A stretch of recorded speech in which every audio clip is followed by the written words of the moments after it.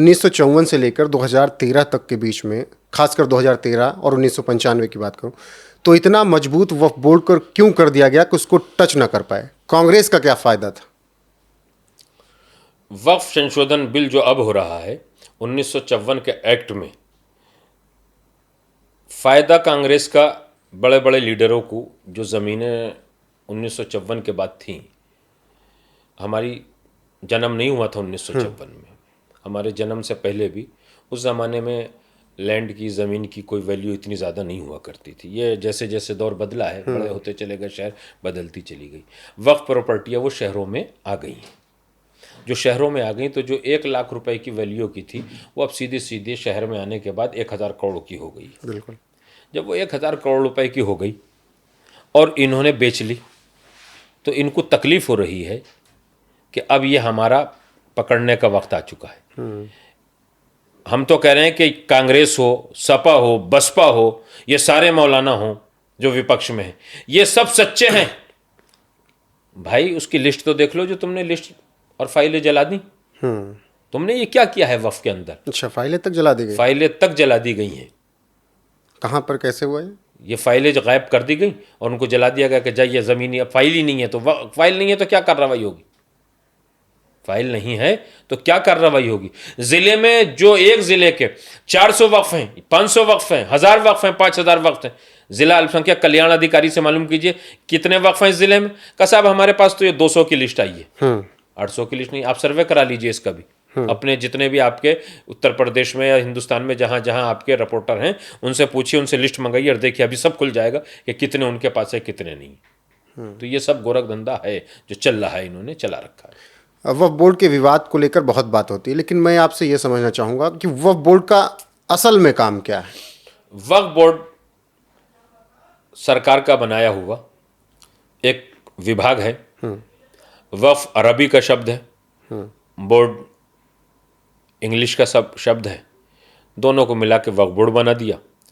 इसके माना ये है वक्फ के कि वक्फ वो होता है कि जिसे अल्लाह के नाम से, नबी के नाम से, अपने नाम से, जिस नाम से भी उस संस्था में रजिस्टर्ड करा दिया जाता है, तो उसकी कुछ शर्तें होती हैं, एक्ट होता है। उनमें से मेन वक्फ का जो शब्द आया है इस वजह से रखा गया है कि ये चीज़ ना कभी बटेगी और ना कभी बिकेगी। जैसे किसी ने वक्फ अल-अलाम किया, वक्फ अल-अलाम यानी कोई भी उसका मुतवल्ली हो सकता है, बरादरी में से, मिल्लत में से। एक है वक्फ अल-औलाद, यानी हमारा बेटा ही इसका मुतवल्ली होगा, उस बेटे के बाद उसका बेटा होगा, उसके बाद उसका बेटा होगा। तो एक बाप के 4 बेटे हैं तो 4 मुतवल्ली नहीं होते। उसमें भी ये रहता है कि जो सबसे अच्छा हो, मजहबी हो, दीनदार हो, या तो वो होगा, या जो सबसे बड़ा है उसे वलियत अकबर कहते हैं, वो होगा। तो मुतवल्ली बनाने के लिए भी ये तरीके रहते हैं। क्यों? इस वजह से कि ये 4 बेटों पे बंटने वाली जायदाद नहीं है कि वक्फ औलाद है, 4 बेटे थे, चारों ने अपना हिस्सा अलहदा किया और बेच दी। का नहीं, तुम इसे बेच नहीं सकते हो। इसमें सबका हक है, वक्फ बोर्ड का भी हक है, मुतवल्ली का भी हक है, गरीबों का, मुतवल्ली का भी हक होता है। जब वक्फ वाकिफ करता है तो इसमें मुतवल्ली का भी होता है 2%, 4%, 5%, 10%। और वक्फ नामों की डीड में लिखा हुआ है ये सारी बातें। जब रजिस्टर्ड वक्फ होता है, कागजात के साथ एक डीड बनती है, उसमें लिखा जाता है कि ये ज़मीन किस लिए वक्फ की जा रही है और इसकी आमदनी से क्या क्या काम किए जाएंगे। तो उसमें शिक्षा भी है, पानी पिलाना भी है, गरीब बच्चियों की शादी भी है, यतीम बच्चों की तालीम भी है, गरीब बच्चों की भी तालीम है, ऐसे नमाज रोज़ा भी है, मजलिस और मातम भी है, अपनी मिल्लत का भी काम है, तमाम मज़ाहिब के लिए भी बहुत से काम है उसमें। ऐसा नहीं है किसी एक ही मज़हब के लिए लिख दिया जाता है। बहुत से लोग बहुत दिल खुले हुए आदमी थे जिन्होंने वफ़ की है, कोई वैसे ज़बरदस्ती थोड़ी वफ़ कर दी, उन्होंने खुशी के साथ वफ़ की है। लेकिन उसके अलावा जो इन्होंने, जिसकी लाठी उसके भैंस, जिस ज़मीन को देखा कि बंजर भूमि है, दे दो भैया कागज़ वफ़। जब वो फसलियाँ टटोली जाएंगी 1349, 1359, ये किसकी थी, क्या वाकिफ इसका मालिक था या नहीं था, तब पता चलेगा इन बोलने वालों को कि उस वक़्त मालिक तो थी नगर पंचायत, ग्राम पंचायत, महानगर, और वक्फ बोर्ड में रजिस्टर्ड कर दिया और उन्होंने सर्टिफिकेट दे दिया और वहां से परवान आ गया भूमाफिया का कि ये वक्फ बोर्ड की ज़मीन है, इस पर कोई कब्जा नहीं करेगा। अब नगर पंचायत भी खामोश हो गई, एक ऐसा ही ग्राम पंचायत भी। वक्फ बोर्ड का एक ऐसा ही मामला आया संभल से, जहाँ पर जब चौकी बनाने के लिए आदेश दिया गया तो कुछ लोगों ने आकर कहा कि वक्फ की ज़मीन है और यहाँ पर चौकी नहीं बन सकती। जब जांच की गई तो पता लगा जिनके नाम से दी गई थी ज़मीन वक्फ, उनको बुलाया गया, ढूंढा गया कि भाई कौन। तो उन्होंने कहा कि हमारे पास तो 1 बीघा ज़मीन नहीं है, दादा और पिताजी के पास भी नहीं थी 1 बीघा ज़मीन, पता नहीं कहाँ से वक्फ हो गई। असल में जो मैंने आपसे कहा, खाता खतौनी खेवट खसरा एक पूरा मैटर होता है रेवेन्यू में। जब जिस फसली में जिस सन में रजिस्टर्ड हुआ है वक्फ बोर्ड में, उस सन की एक फसली होगी, 6 साल की एक फसली होती है रेवेन्यू के कागजात में, खाता खतौनी की। उसी फसली में जिसकी ज़मीन होती है, इसने बेची उसे, तो उसका नाम चढ़ा दिया जाता है, उसका काट दिया जाता है। वक्फ बोर्ड की जो ज़मीन जिस सन में वक्फ बोर्ड में रजिस्टर्ड हुई है, उसी सन में उस फसली में जब जाएंगे तो यह पता चलेगा कि वो ज़मीन कौकब मुश्तबा की थी, या मोहम्मद मुश्तबा की थी, या अली अब्बास की थी, या किसी दूसरे मजहब वाले की थी, या सरकार की थी। अगर वो किसी दूसरे की और मेरी नहीं है, और मैंने एफिडेविट दे दिया कि मेरा कब्जा है, मैं इसे वक्फ करा रहा हूं, तो वो भी तो पोल खुलेगी। संभल में वही मामला था कि जमीन किसी की, वाकिफ कोई था, भाई कर दो किसी की जमीन को।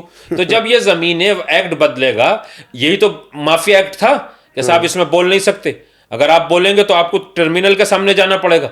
जब वहां जाएंगे तो वकील भी हमारा होगा, जज भी हमारा होगा, क्लर्क भी हमारा होगा, मेंबर भी हमारे होंगे, चेयरमैन भी हमारा होगा, पक्ष विपक्ष दोनों हमारे होंगे, तुम सिंगल खड़े हुए होगे। जब वहां से हट जाओगे, अगर तुम हाई कोर्ट चले गए तो हाई कोर्ट कहेगा अरे भाई जब वक्फ बोर्ड ने कह दिया तो हम इसमें क्या डिसीजन ले।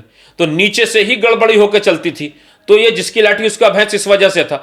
अब ये नहीं चलेगा, जिसकी जमीन है उसको जमीन मिलेगी, चाहे कल किसी की भी वक्फ कर दी गई है, अगर वो चाहेगा तो जरूर निकलेगी, निकल रही है जमीन ऐसे। लेकिन ये जो अमेंडमेंट हुआ 2024 वाले में, गैर हिंदुओं का शामिल होना फिर क्या परेशानी का सबब नहीं बनेगा?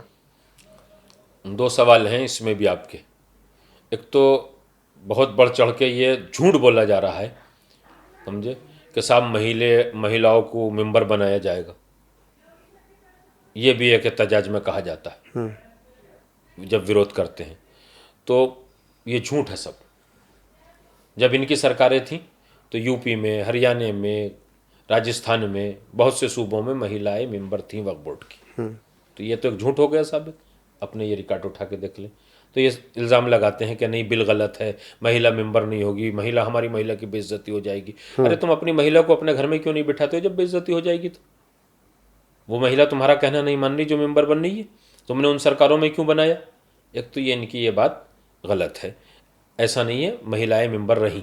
तो ये इसको भी एक मुद्दा बनाते हैं कि बिल नहीं आना चाहिए कि महिलाएं मेंबर होंगी, उनकी बेइज्जती। दूसरी बात यह है कि महिला मेंबर नहीं हो सकती वक्फ बोर्ड में, मुस्लिम महिला इलेक्शन लड़ सकती है। तो ये गलत है। दूसरी बात यह है जो आपने पूछा कि हिंदू मेंबर होंगे। हर जिले में अल्पसंख्यक विभाग का एक अधिकारी होता है जिसके अधीन अल्पसंख्यक आयोग के भी काम होते हैं, मदरसा बोर्ड के भी काम होते हैं, हज कमेटी के भी काम होते हैं, वक्फ बोर्ड के भी काम होते हैं। ये सारे उसी अल्पसंख्यक कल्याण अधिकारी के अधीन होते हैं। ऐसे ही बहुत से विभागों के हर जिले में अधिकारी बैठते हैं। वो अधिकारी सब मिलके जिसके मातहत होते हैं जिले में, वो जिले का कलेक्टर होता है, डीएम होता है, जिला अधिकारी होते हैं, डीएम साहब होते हैं। वो डीएम और जिला अधिकारी जो होते हैं उनके अधीन ही आते हैं। क्या अल्पसंख्यक कल्याण अधिकारी की इतनी बड़ी पावर है कि डीएम साहब के सामने कुछ बोल ले? कोई पावर नहीं है डीएम साहब के सामने बोलने की। और डीएम जो है हिंदू भी होते हैं, मुसलमान भी होते हैं। बिल्कुल। तो अगर यह बात है तो फिर कह दिया जाए कि कोई भी मुसलमान डीएम नहीं होने का, कोई आईएएस अधिकारी नहीं होने का। ये भी इनकी गलत बात है। जिला अल्पसंख्यक कल्याण अधिकारी भी उत्तर प्रदेश की, दिल्ली की सारी रिपोर्ट उठा के देख लीजिए, हरियाणा की, जहां जहां की भी अधिकारी, उसमें हिंदू भी अधिकारी हैं और मुसलमान भी अधिकारी हैं। तो जब अधिकारी हिंदू मुसलमान हो सकता है तो मेंबर नहीं होगा? सब मेंबर नहीं होगा। क्यों नहीं होगा जी मेंबर? तो ये मनमानी थी। मदरसा बोर्ड में भी मेंबर नहीं होगा, हज कमेटी में भी मेंबर नहीं होगा, वक्फ बोर्ड में भी मेंबर नहीं होगा, अल्पसंख्यक आयोग में भी मेंबर नहीं होगा, वक्फ में वक्फ बोर्ड जो अल्पसंख्यक में आता है उसमें सरदार भी मेंबर नहीं होगा, बौद्ध भी मेंबर नहीं होगा, जैन भी नहीं होगा, पारसी भी नहीं होगा, बस खाली यही रहेंगे। ये एक विभाग है, इसमें सबका कोटा होना चाहिए, सबको बनाना चाहिए, सबको ईमानदारी से चलाना चाहिए। ऐसा नहीं है कि हिंदू मुसलमान में इसको बांटना नहीं चाहिए।